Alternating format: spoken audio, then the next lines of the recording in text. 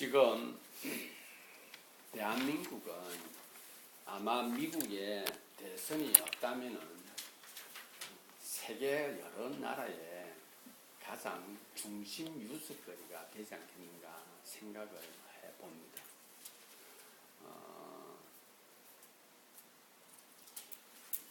대한민국 유사일의 초유의 일이 아마 일어나는 것 같기도 하고요. 이러한 어떤 아픔들이 국가 지도자를 통해서 이렇게 발생하게 된 것 자체가 참 마음이 아프기도 합니다. 그런데 저는 이것을 보면서 무엇을 생각해 보았냐면은 대한민국이 엄청난 어떤 변화를 체험하는 그런 시기가 아닌가 저는 생각을 해봅니다. 한마리의 애벌레가 그 과정을 통해서 나비가 되어지는 그러한 과정들 속에서 이 누에에서 그것이 깨어날 때, 그 껍데기를 벗어날 때, 깨치고 나올 때 그 아픔과 고통은 누구도 말할 수 없지 않겠습니까? 우리의 이 사람이 태어날 때에도 그 상고의 고통이 없으면은 아이가 탄생할 수 없는 것처럼 대한민국도 그동안에 있어졌던 또 잊혀지고 있던 그러한 이 국민에 대한 그리고 국민의 시선이 정치인의 시선이 국가 지도자들의 시선이 한꺼번에 벗겨지고 변화될 수 있는 그러한 기회가 만들어지고 있지 않은가 하는 생각을 저는 해봅니다. 무엇보다도 이러한 어떤 위기 앞에서 시민들이 의식이 변화되어지고 있다고 하는 것을 저는 목격하게 되었고요. 그리고 보수와 진보로 나뉘어져 있는 우리의 모습들 속에서 보수는 진보화가 되어지는 느낌을 받았고요. 진보는 더욱더 국민화가 되어져가는 느낌을 많이 받았습니다. 많이 부드러워지고 또 많이 법 앞에서 평등해지고 있는 느낌을 조금씩 받아보았습니다. 저는 개인적으로 아주 정확한 가르침이 자연적으로 이러한 시대적인 어떤 그런 엄청난 위기 앞에서 교육이 자연스럽게 진행되어지고 있다고 하는 것을 느껴보았습니다. 정치는 누구를 위한 것이고 국민은 누구이며 대의 정치가 어떻게 전개되어야 하는지 또한 결론적으로 국민이 소리를 낼 때는 어떻게 해야 하는지 국민에 의한 국민을 위한 정치가 무엇인가 하는 것을 가장 올바르게 보여주는 교육의 장이 지금 대한민국에서 일어나고 있습니다. 우리 눈에는 잘 안 보이는데 어떤 무리의 눈에는 전혀 보이지 않는 것이 있는가 봅니다. 조그만 학생, 중학생, 고등학생들도 볼 수 있는 것을 어떤 무리는 아무리 눈을 씻고 봐도 그것이 보이지 않는 그 어떤 것이 있는가 봅니다. 40여 년간 함께 했던 그 연이 내가 지금 어떤 삶을 살아가고 있는 것조차도 알지 못하도록 눈을 멀게 만들어온 마음의 벽을 쌓아버리는 그런 일들이 일어나는가 봅니다. 우리들도 마찬가지입니다. 내가 몇 년을 살았던 철이 들고 나서 30년을 살았던 40년을 살았던 50년을 살았던 그 세월은 우리로 하여금 남은 나를 보는데 내가 나를 보지 못하는 것들이 부지기수로 많다라는 사실입니다. 우리가 한 나라의 지도자를 뽑을 때 그 지도자가 가지고 있는 인품과 그 지도자가 가지고 있는 품성을 우리는 단편적으로 보지 않습니까? 스크린에 비춰지고 있는 그리고 며칠 안 되는 선거운동을 통하여서 그리고 몇 사람이 들려주는 그런 정보를 통해서 그 사람의 인격과 품성을 우리가 접하게 되는 것입니다. 우리도 그동안 훈련되어지고 또 단련되어졌던 그런 것들 때문에 우리의 눈도 잠시 멀어 사람을 분간할 수 없었을 수도 있을 것입니다.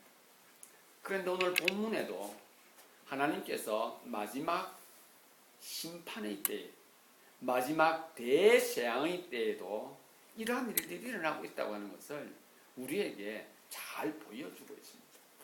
오늘 본문 21절을 한번 다시 한번 20절 21절을 제가 다시 한번 읽어드리겠습니다.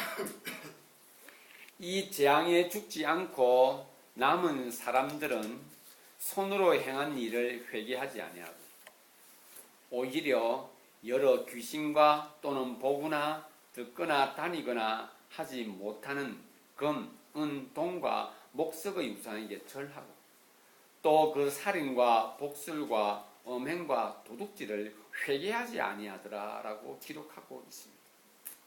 지금 오늘 전개되어지고 있는 6째 나팔이 울려 퍼지는 이 순간은 처음이 아닙니다. 앞에 5개의 재앙의 나팔이 있고요. 또 그 앞에 7개의 인이 펼쳐지는 그러한 대환란이 있었습니다. 계시록 6장에 보게 되면은 그때 펼쳐지는 재앙으로 인하여서 이 땅의 인류의 4분의 1이 목숨을 잃어버립니다. 그리고 오늘 이 6번째 나팔이 불일 때에 사람의 3분의 1이 이 땅에는 3분의 1이 죽습니다. 앞에 인의 재앙으로 인해서 죽었던 사람들과 지금 이게 죽었던 사람들 다 인류의 수를 합치면 인류의 2분의 1이 하나님께서 선포한 그 대재앙 때문에 그냥 이 땅에서 죽어가고 사라져 버렸습니다. 이제 살아남은 사람들은 무엇을 보았습니까? 엄청난 하나님의 그 엄청난 심판을 그들이 목도했습니다. 그럼에도 불구하고 그들은 회개하지 아니하였다. 그러함에도 불구하고 그들은 걷지도 못하고 듣지도 못하고 보지도 못하는 금, 은, 동, 우상에게 절을 하고는 심지어 살인과 복술과 음행에 대해서 절대로 회개하지 않더라라고 기록을 하고 있습니다. 사랑하는 지체 여러분, 오늘 하나님께서 저희들에게도 이렇게 묻습니다. 너희는 지금 오늘 말씀을 읽으면서 무엇을 보고 있느냐라고 묻습니다. 너희는 지금 이 말씀을 보면서 내가 너에게 약속한 것을 너희는 어떻게 듣고 있느냐라고 묻습니다.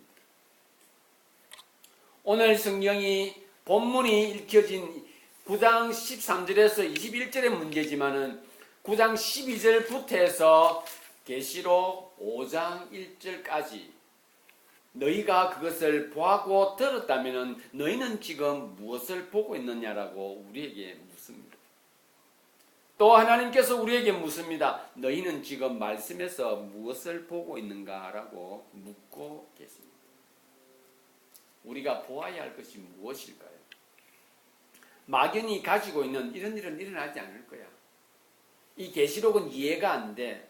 어려워. 우리가 그렇게만 접근을 하고 있는지 아니면 우리가 읽을 수 있는 내용 가운데 이 엄청난 재앙 앞에서 회개하지 않고 도리어 우상에게 절하고 심지어 계시록 6장에 보게 되면은 그렇게 심판 가운데 있는 그 하나님을 원망도 합니다. 내리는 그 불덩이들 앞에서 그리고 산이 움직이는 것을 보며 구름이 마치 두루마리 말리듯이 말려가는 것을 보면서도 그들은 하나님을 원망을 합니다. 어떻게 해요? 왜 나에게 이러한 일을, 왜 우리에게 이러한 것을 말하고 있습니다. 사랑하는 지체 여러분, 한 나라의 지도자가 한낱 중학생도 볼 수 있는 그것을 볼 수 없는 이 시대에 우리는 무엇이라 말합니까? 이렇게 말하는 겁니다. 안 보입니까? 라고 묻습니다. 어떤 할머니가 이렇게 말합니다. 손주들과 함께 나와서 이렇게 말합니다. 마이크를 들고는 국민들 앞에서 이렇게 말합니다. 죄송합니다. 내가 이 사람을 찍었어. 몰랐습니다. 라고 말합니다. 상황은 이것이 중요한 것이 아니라 그것을 저지른 당사자가 아직도 그것을 보고 있지 못하다라는 사실입니다. 이제 내일 모레면 수능을 치러야 하며 대학을 가느냐 못 가느냐 인생이 걸려있는 문제 앞에서 그들은 이렇게 말합니다. 나는 앞으로 선생이 되는 것이 꿈인데 내가 앞으로 학생들에게 가르칠 때 민주주의가 무엇인가 하는 것을 내가 든 피켓을 든 이 사진을 보고 그들에게 설명해 주고 싶어서 저는 이렇게 나왔다라고 이야기합니다. 어떤 사람은 유모차를 끌고 나왔습니다. 왜 유모차를 끌고 이 복잡한 데 나왔냐 물으니 이렇게 말합니다. 이 아이에게 이것을 보여주고 싶습니다. 국민들이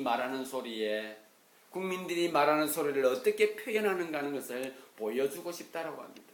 그러면서 그가 말하기를 이렇게 수많은 사람들이 모였음에도 불구하고 그동안 일어났던 어떤 불미스러운 일들이 발생하지도 않고 싸움도 일어나지 않고 질서정연하게 경찰이 서놓은 그 라인을 따라서 자신들이 할 말을 합니다.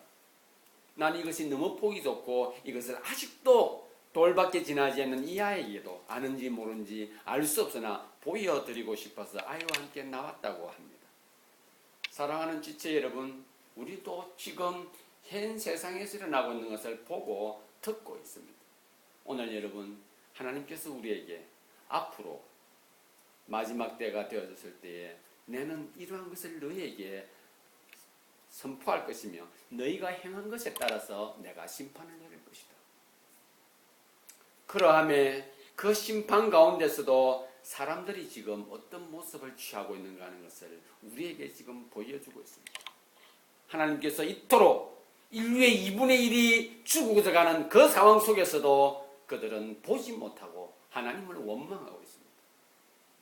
심지어는 그들의 죄악, 살인하고 그리고 복수를 행하며 그리고 음행하였던 그 도덕적인 죄에 대해서도 전혀 회개하지 않습니다. 우상에게 절하는 것을 그들은 중단하지 않습니다.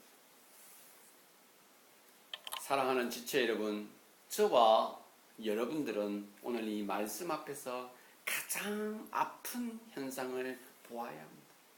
나를 가장 고통스럽게 하는 것이 오늘 본문에 기록되어져 있다고 하는 것을 보아야 합니다.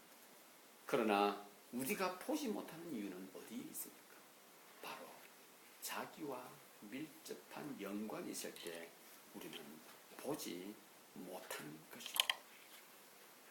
사람은 자신의 잘못이 발각되어졌을 때 제일 먼저의 반응은 방어 기제가 발동하는 겁니다. 방어를 합니다. 잘못이 밝혀집니다. 방어를 하는 이유는 무엇입니까? 살아야 한다고 생각합니다. 그게 죽는 건데, 그게 더 이상 자기 자신을 갖다 드러낼 수 없는 것이며 차라리 잘못한 그것을 인정하는 것이 자신인데 그것을 감추려고 합니다. 다 보았는데 그만큼은 그는 그것을 보지 못합니다. 그들이 본 눈으로 자기를 보는 것이 아니라 자기 눈으로 그것을 자기가 봅니다. 누가? 자기가 잘못했다는 것을 자기가 인정하는 것이죠. 그렇다면 잘못했단 말하면 되는 것인데 그것을 감추려고 합니다. 왜? 인정하면 내가 나라고 인정하면 사람들에게 무시를 당합니다. 인정 안 하는 것이 진정 자기가 자기를 무시하고 있고 자기가 사람들 앞에서 자기를 갖다가 제외시키는 것이 뭘 우리는 모르고 있는 것이죠. 가장 아픈 현상이죠.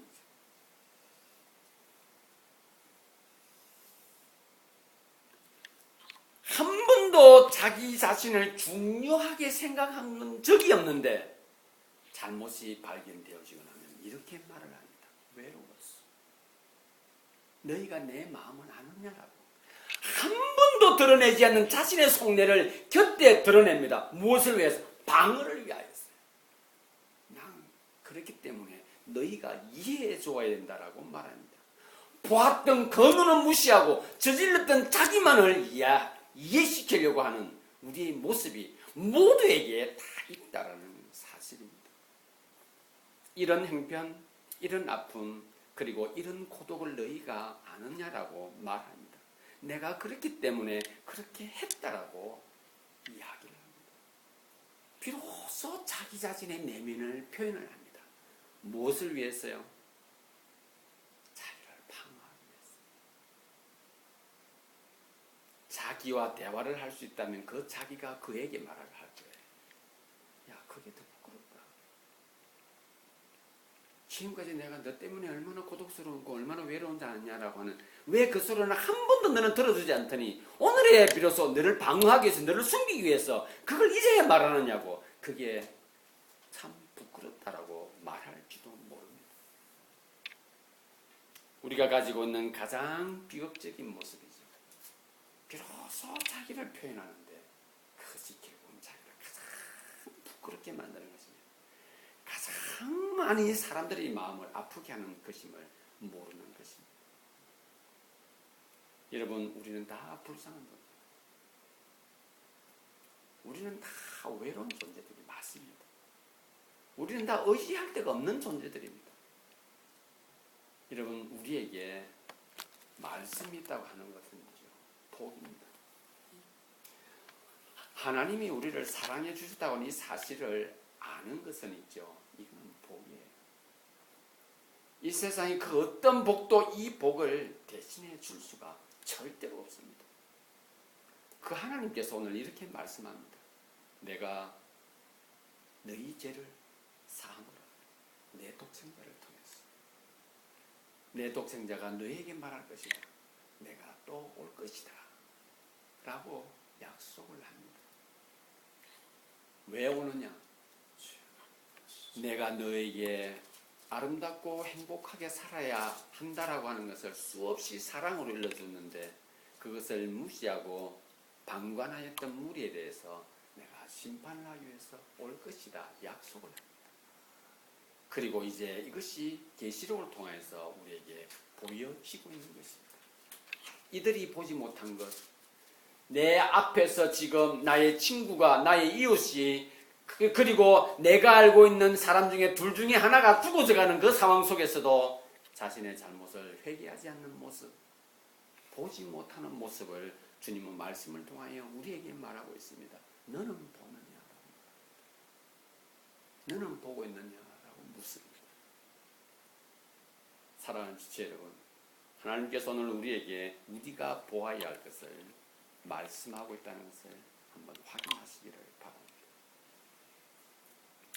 이 세상에 일어나고 있는 전쟁과 투쟁 그리고 싸움, 시기, 질투가 왜 일어나고 있는지를 성경은 우리에게 보여주고 있습니다.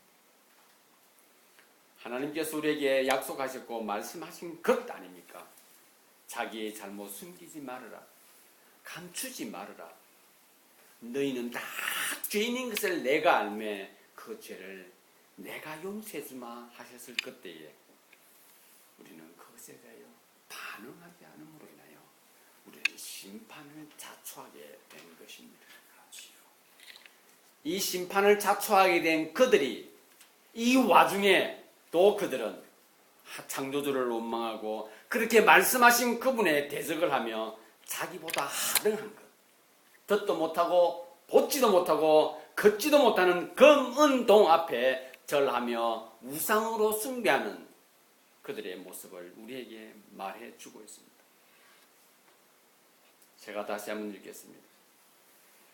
이 재앙에 죽지 않고 남은 사람들은 손으로 행한 일을 회개하지 아니하고 오히려 여러 귀신과 또는 보거나 듣거나 다니거나 하지 못하는 금, 은, 동과 목석의 우상에게 절하고 또 그 살인과 복술과 음행과 도둑질을 회개하지 아니하고.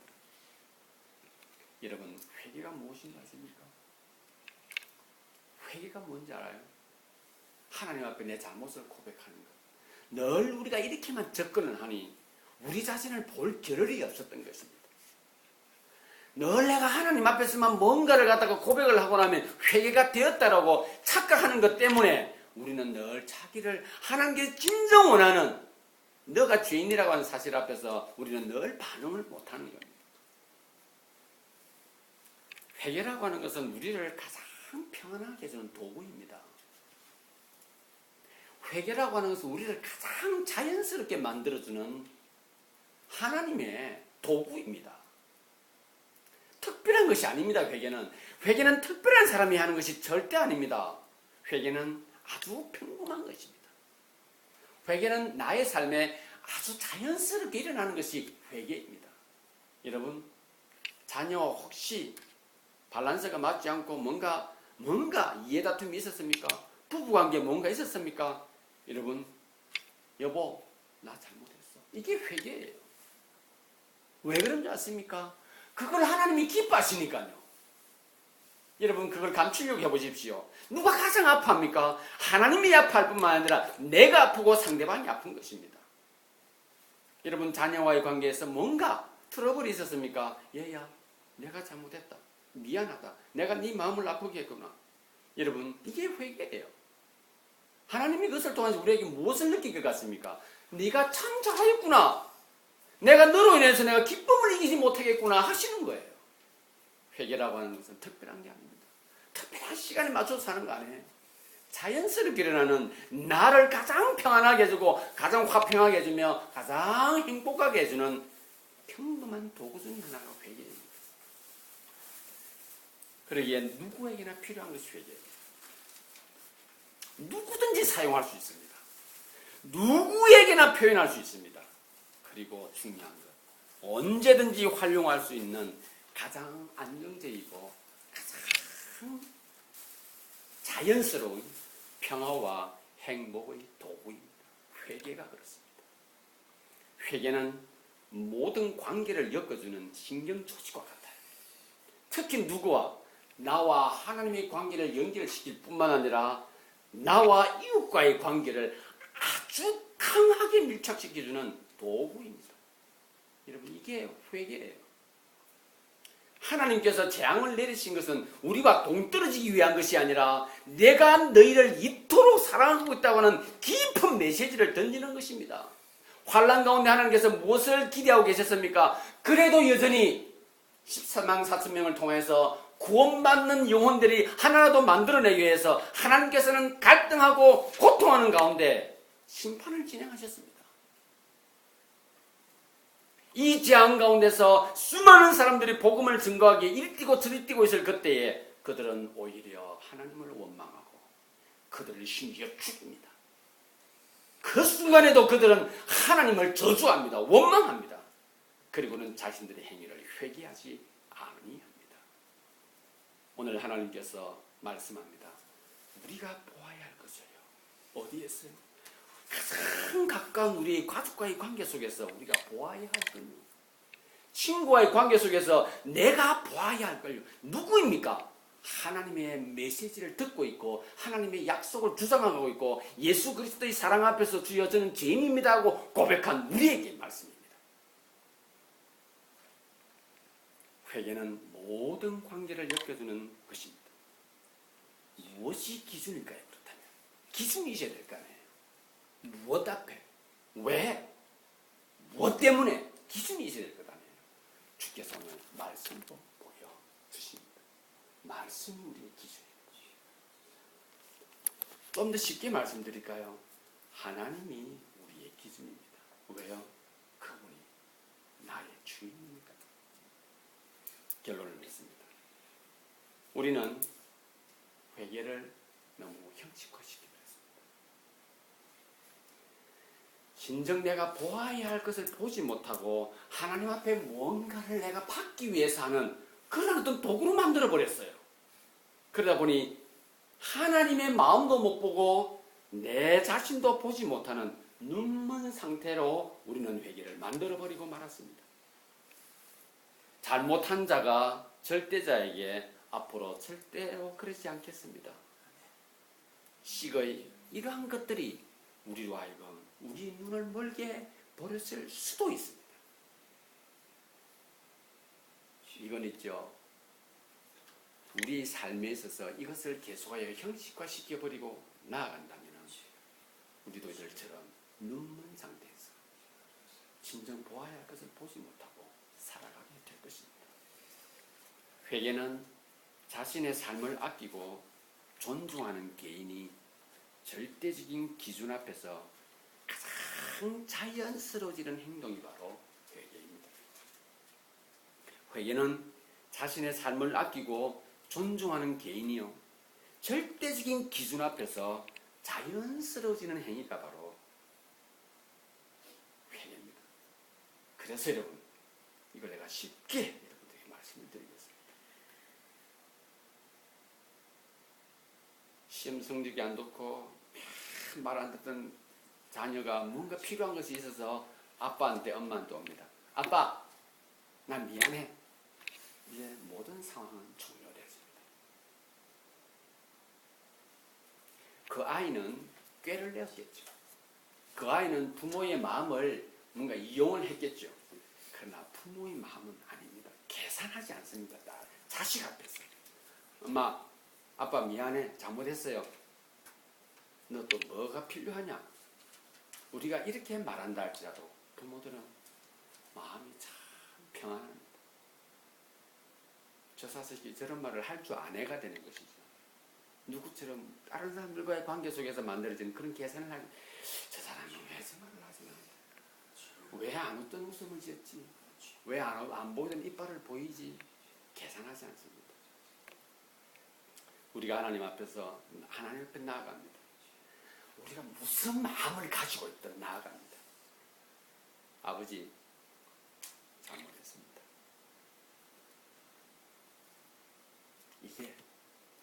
이게 우리가 하나님 앞에서 할 수 있는 가장 절대적이고 아름다운 것입니다. 가장 귀한 것입니다.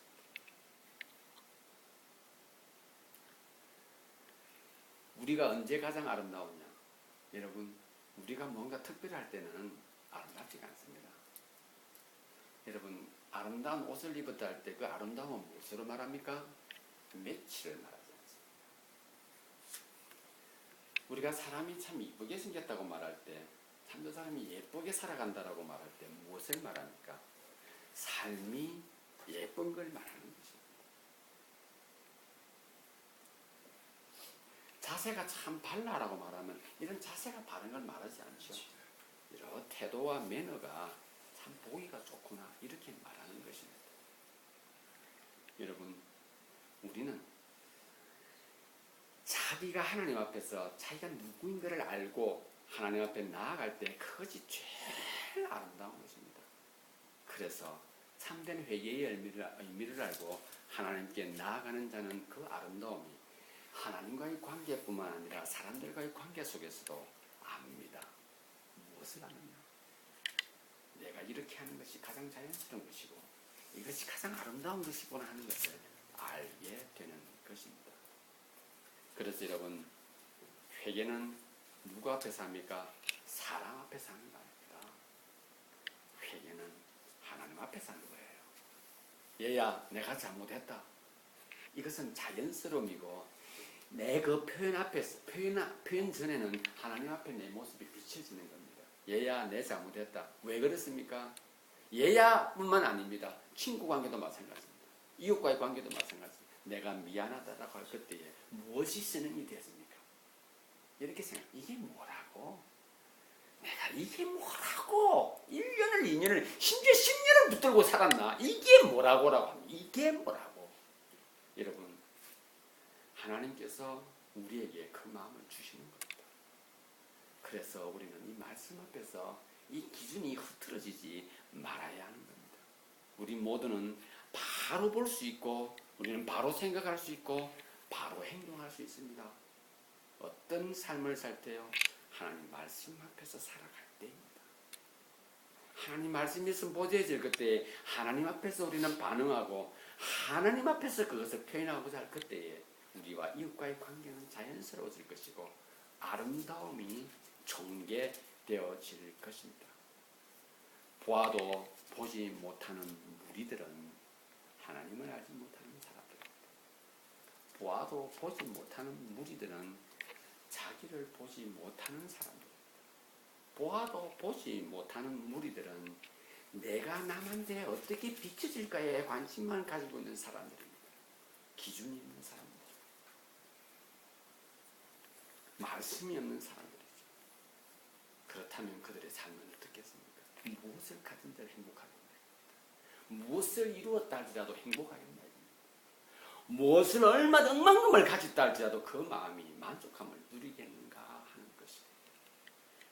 세상에서 일어나고 있는 이 모든 일, 우리가 정직하게 자기 자신을 비추어 볼 수만 있다면 한국에서 일어나고 있는 대한민국에서 일어나고 있는 이 문제 해결되기가 쉬울 것입니다.